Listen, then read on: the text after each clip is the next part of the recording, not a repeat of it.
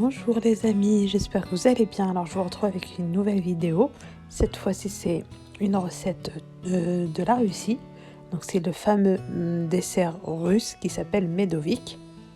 En fait il a une très belle histoire que je pourrais vous raconter sur Instagram. Parce que ça sera plus long sinon. Voilà, suivez-moi en cuisine. C'est un gâteau à base de miel, il est très très bon. Franchement moi qui n'aime pas trop le miel, j'ai beaucoup aimé. Voilà, par contre il faut suivre les instructions. Alors dans la casserole on met le sucre, le beurre, puis on rajoute le miel,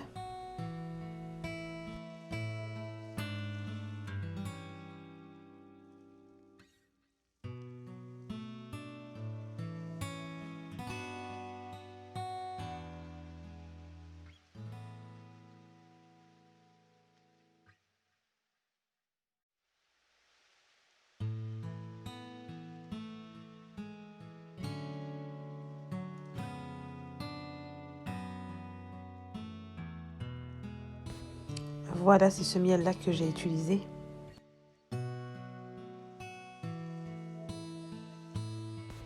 Et là c'est une étape très importante, donc il faut laisser bien bouillir. En fait bouillir, vous remuez de temps en temps pour que ça prenne une belle couleur. En fait ça va caraméliser, donc c'est très important.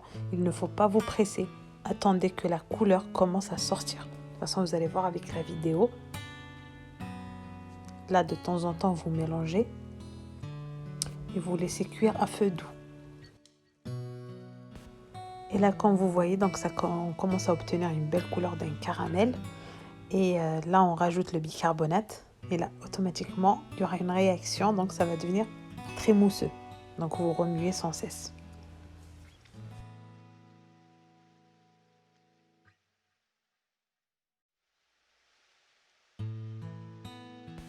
Alors, vous allez le laisser de côté pendant 5 minutes environ. Donc, après, une fois que les 5 minutes sont terminées, vous rajoutez le sel. Vous mélangez bien.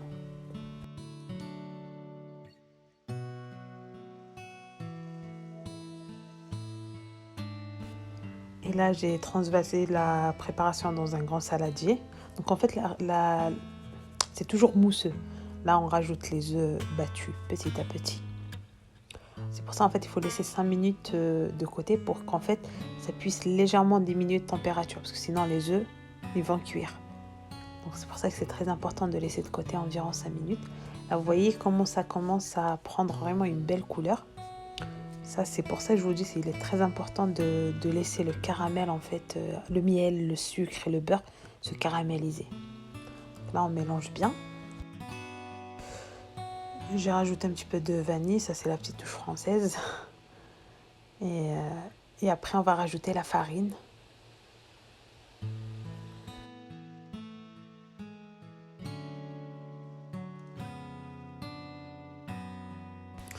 Alors, donc vous allez rajouter la farine, donc travaillez-la à la maryse parce que la préparation elle est encore chaude. Et voilà, c'est de préférence à la maryse. Et après, vous allez ramasser la pâte à la main. Donc là, petit à petit, on rajoute encore la farine et on mélange bien.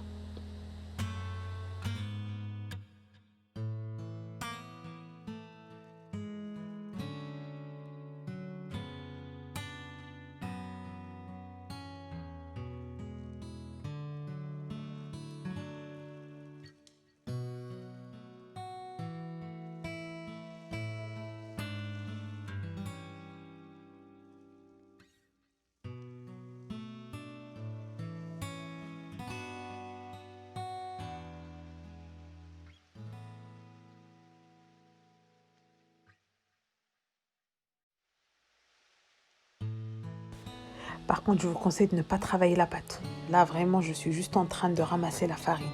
Donc, il ne faut pas du tout la travailler. Sinon, les disques ils vont se déformer et c'est une catastrophe. Voilà. Donc, ne travaillez pas la pâte, c'est très important.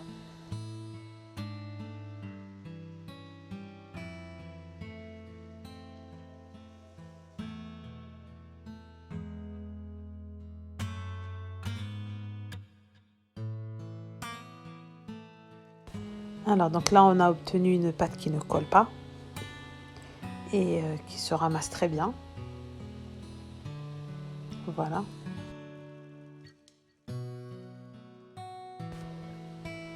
Alors ici, je viens peser ma pâte pour voir combien elle fait en poids.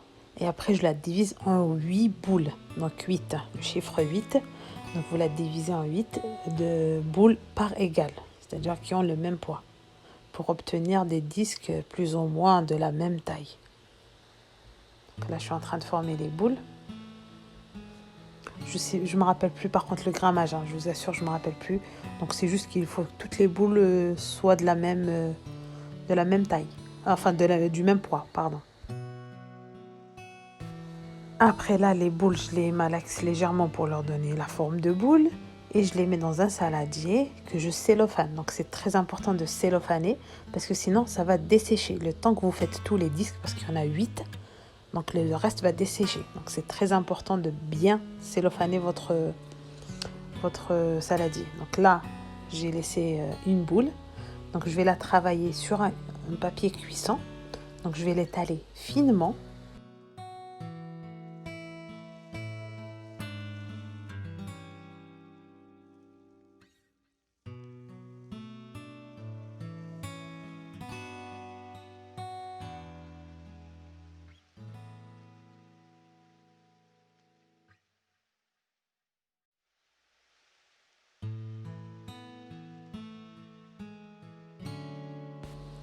Alors ici avec un cercle de 20 cm de largeur, donc je viens couper une petite galette, un rond. Et donc avec une fourchette, je vais piquer la pâte. Les petits rangs, vous savez là, les petits trucs, les rebords là qu'on a retirés, là que vous voyez de côté, on les laisse. Donc vous allez comprendre qu'il n'y a pas de gâchis dans ce gâteau. Là on va enfourner. Alors il faut enfourner les disques 7 minutes à 180 degrés. Chaque disque, 7 minutes à 180 degrés. Vous pouvez en mettre 2 ou 3 dans votre four.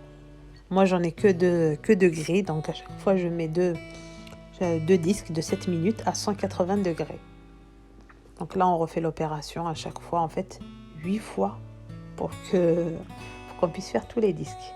Bon, 8 fois, on va dire que si vous enfournez à chaque fois 2 disques, donc déjà, ça va vous gagner un peu de temps.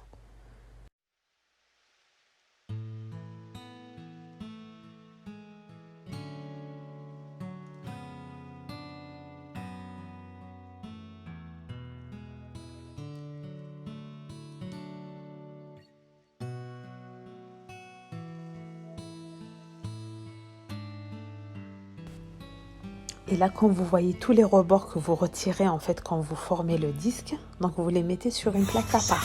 Donc pareil, on va les cuire aussi parce qu'on en aura besoin. Donc regardez ce que ça donne. Ce n'est pas déformé parce que je ne l'ai pas travaillé.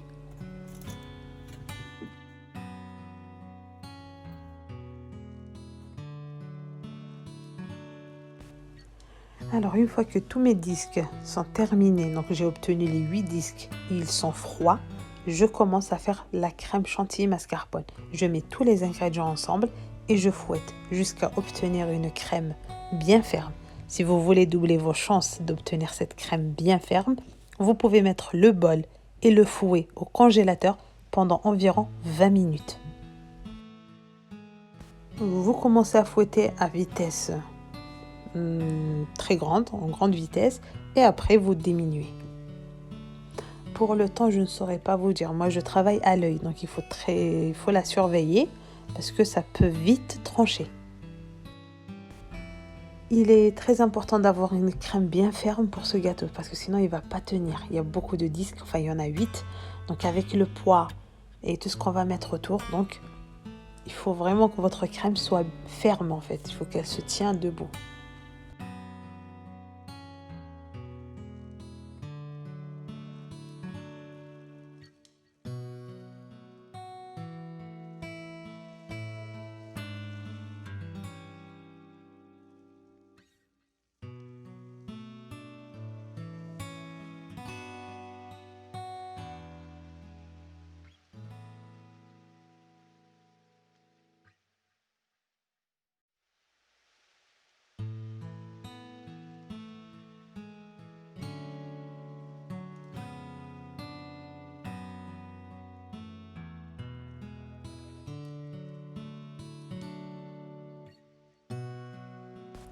J'ai oublié de le mettre sur les 2-3 étages, mais il faut bien mettre la confiture de lait.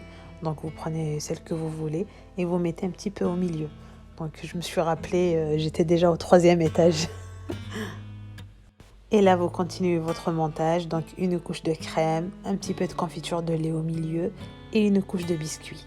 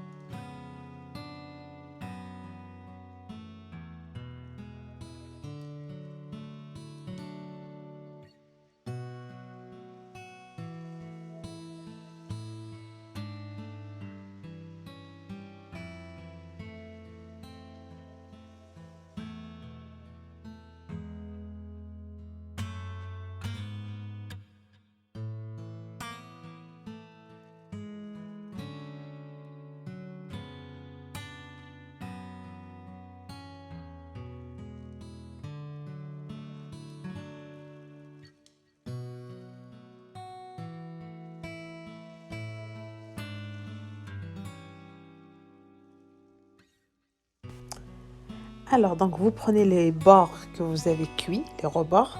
Donc on les mixe. Bon, vous mixez pas tout, hein, parce qu'on a besoin de quelques-uns pour faire la décoration. Donc on mixe. Et là, on va venir les mettre tout autour du gâteau. En fait, il n'y a pas du tout de gâchis dans ce gâteau.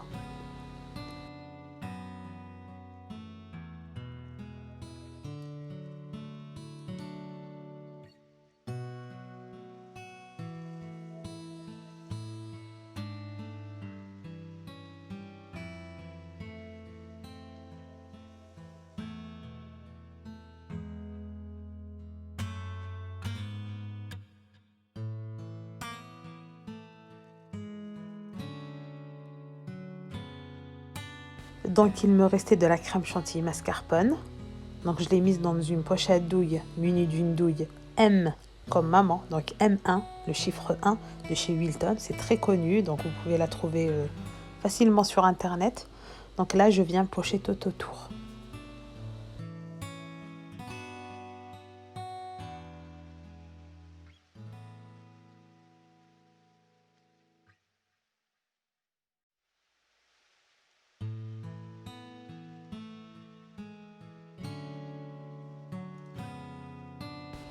Et je viens déposer les autres rebords que je n'ai pas mixés entre chaque chantilly. Ça fait joli en fait. Alors, la particularité de ce gâteau, c'est pas un gâteau express. Donc le gâteau est obligatoirement, c'est obligatoire qu'il reste au frigo pendant toute une nuit. Même c'est conseillé 24 heures. En fait, comme ça, le biscuit va s'imbiber de la crème et quand vous allez le couper, il sera comme une génoise. Donc, il faut le laisser se reposer au frigo pendant 24 heures. Bon, moi, je l'ai laissé 16 heures. Donc, une nuit et le lendemain pour couper. Il va se couper comme une génoise. Il est tellement bon, tellement moelleux. Je ne m'attendais pas, en fait. J'avais peur parce que le biscuit, il était dur. Mais finalement, non. Je vous assure, en fait, 24 heures, c'est obligatoire. Dans toutes les recettes, ils vont vous le dire. Bisous les amis, à très bientôt.